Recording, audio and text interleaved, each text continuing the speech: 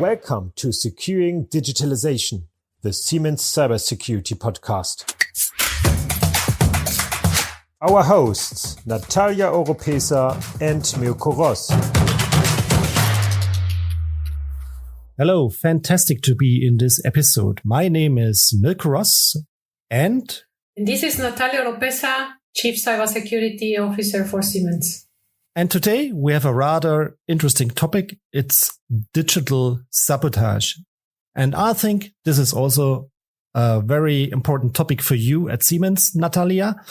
But before we start, I would like to know a little bit more about you personally. So, Natalia, can you tell me what is your maiden name? Well, question back to you, Mirko. I am wondering, why is this information important for you? Well, you got me here. This is a little exercise because we see that sabotage is a complex attack. And it often starts with social engineering, like identifying targets, collecting information of them, and then use the information to, for example, access credentials. And we have seen that a lot in the past, isn't it? That's absolutely correct, and that's a very good recommendation for the persons listening to us. You have to provide as much information as needed and as less information as possible so that you are safe these days. Yes, and be aware, I think so. The bad guys are listening everywhere. So let me come to your personal experience, because I think you are as well a person which is inside Siemens exposed to this kind of attacks and attempts. And can you tell a little bit more about your experience with sabotage? Let me start by defining what sabotage means. And sabotage means that the attackers are compromising the integrity of the information or the integrity of the data. Yeah. And let me give you a small, very concrete example of what does it mean. For instance, you and me, for sure, we have medical records, and those records contain information about us. In my case, you will find a record that says that I am, allergic to penicillin. Yeah, okay. So if that small record and that small word get changes, that will change the integrity of the information. And because it is a small change and it's not changing at the end of the day the functionality of anything, then we will not be able to recognize that until I am in a position of needing penicillin, and that changes can change, in fact, my life and have fatal consequences. This is what we call the integrity of the information. And the sabotage will attempt or compromise that integrity of that information. Yeah, and it's maybe like in your example, because I think it's a good example. So it shows that as an attacker, you maybe need to change a little bit of a small portion of the information and you can create a massive impact. So cool example. And it's a question of life and death. Maybe, so that's the big question. How can we defend that, and how can we avoid that? Yes, in order to defend that, you have to have a holistic, a complete understanding of the environment that you are dealing with. You have to protect, let's say, the different layers of the environment. And we have several strategies to do this. We have strong defenses to do this. And we use what we call defense in depth. Yeah. And then in that strategy, we look into the defense of the different layers of the infrastructure, like starting with the connection or the interconnectivity of the devices.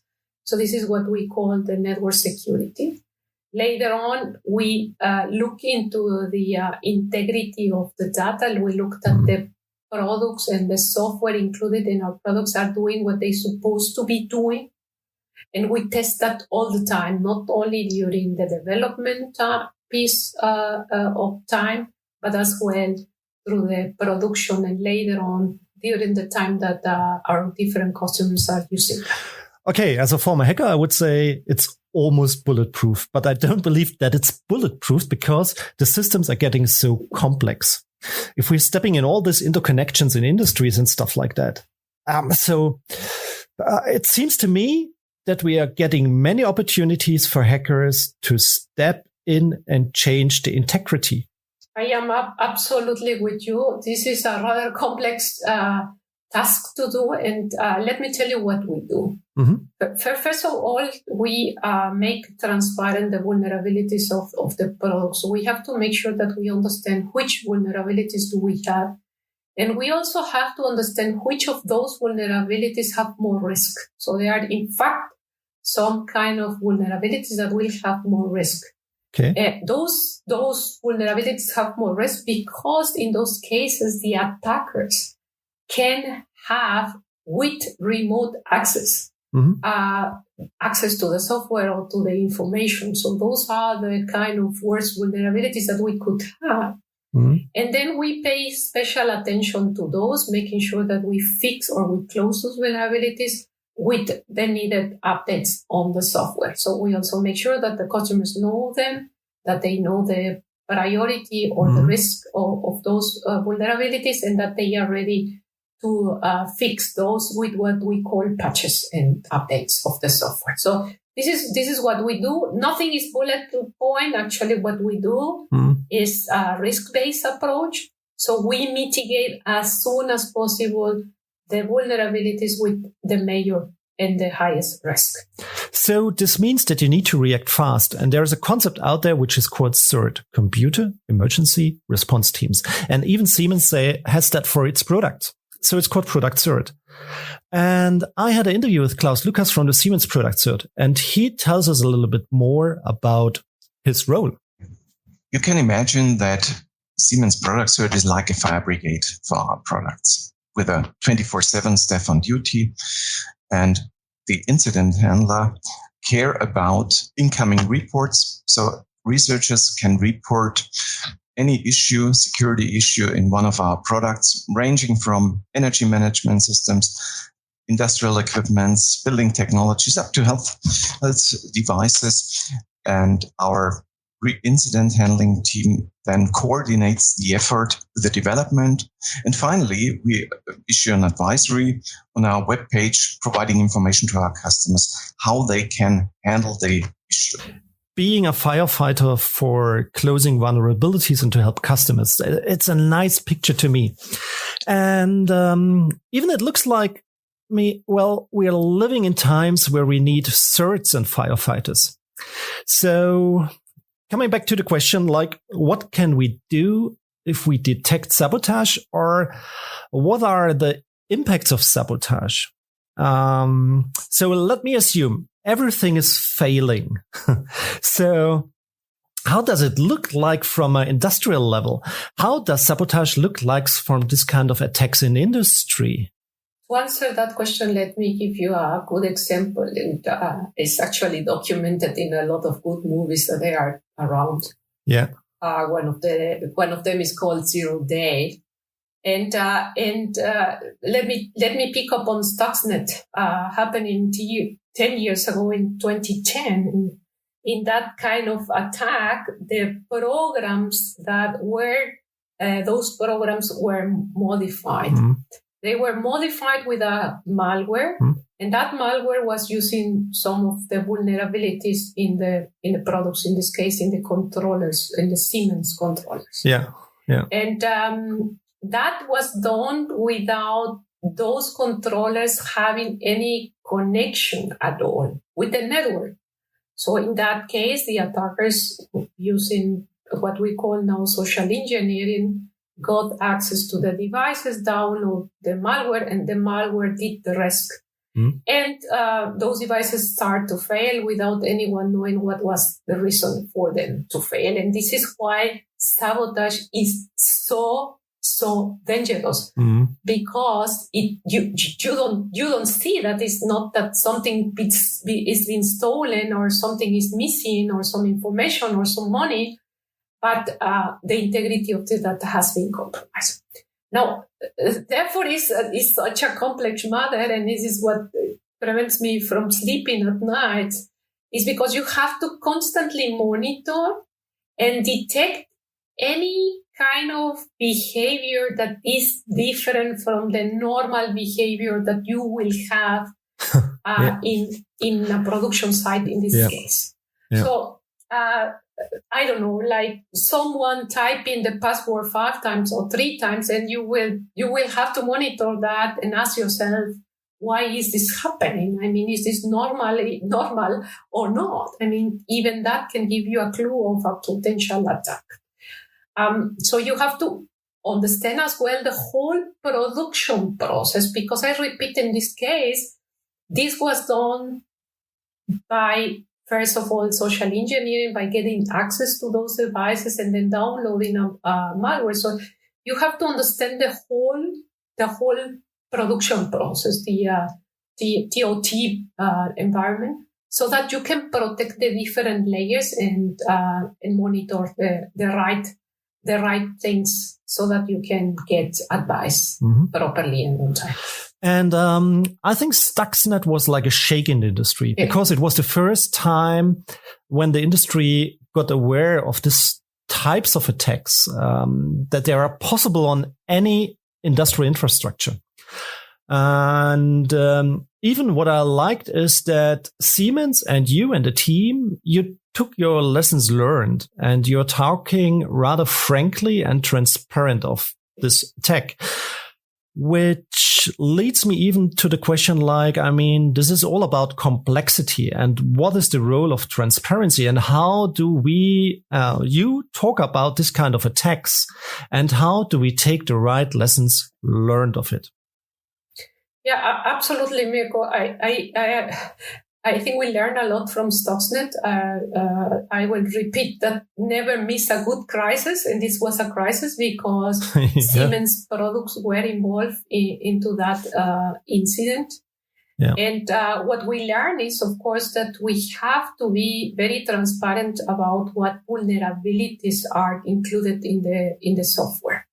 So you know that vulnerabilities are part of software. So you cannot avoid having them, because they are actually the misuse of certain functionalities that are programming the software. So you cannot avoid having them. And therefore we have a team, a very intelligent team that is all the time testing the product. So you heard what Klaus Lukas was saying about it. Yeah. And of course, we have a compromise to have transparency on those vulnerabilities and tell the customers, here we have found these vulnerabilities. In some cases, we also, together with the publishment of those vulnerabilities, we also make the needed software or the needed update available to the customer so that they can fix that immediately.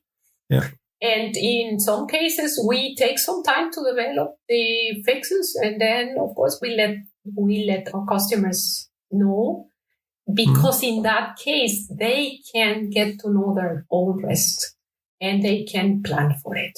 So this is what we do. So yes, and I think don't forget the hacker communities, because everything what you're doing, let's say, careful German engineering on cybersecurity, you need to get creative people who are hacking your systems in a way you never will think of. And this is about collaboration with the hacker community. And this is important.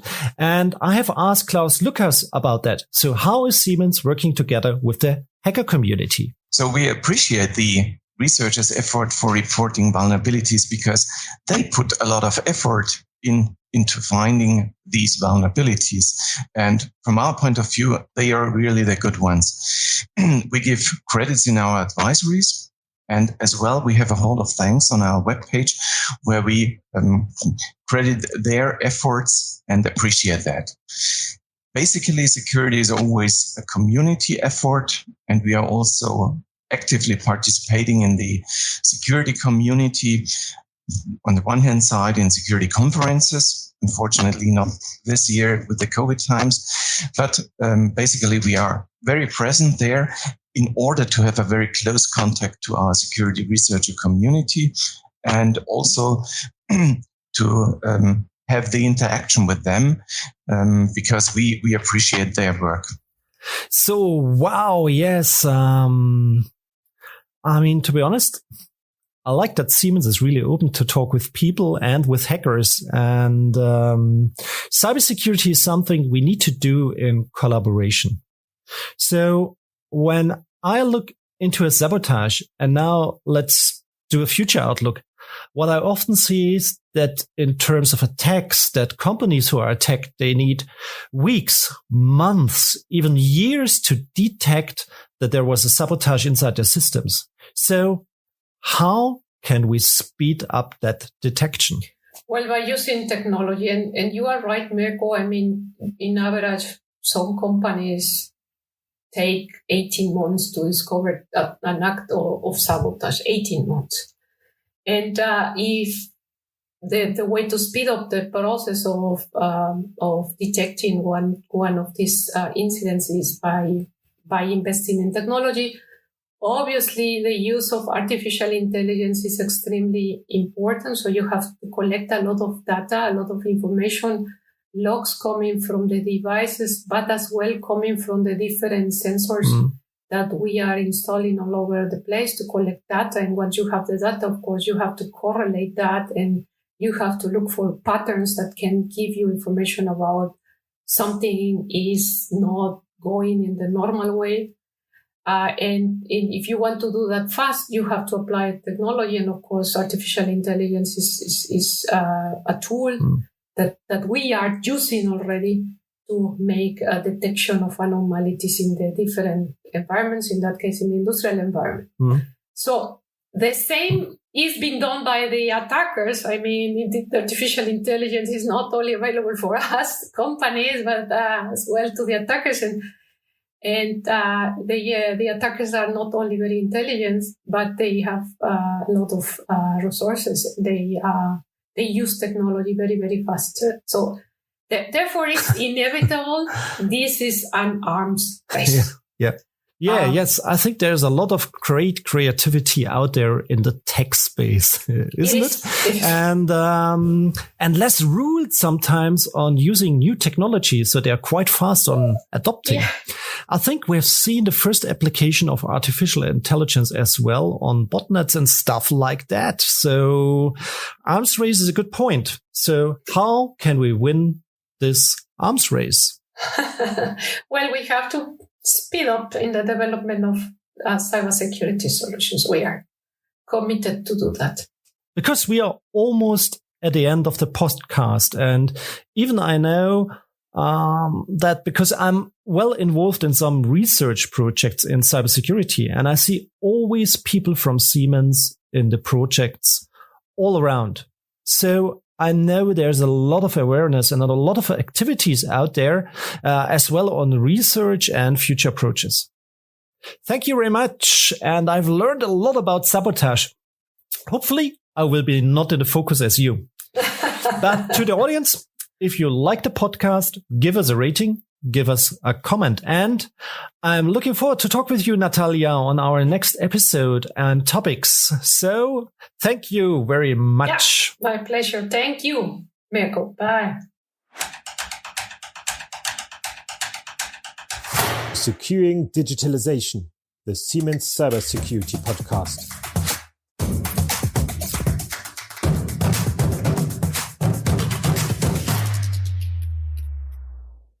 Siemens, ingenuity for life.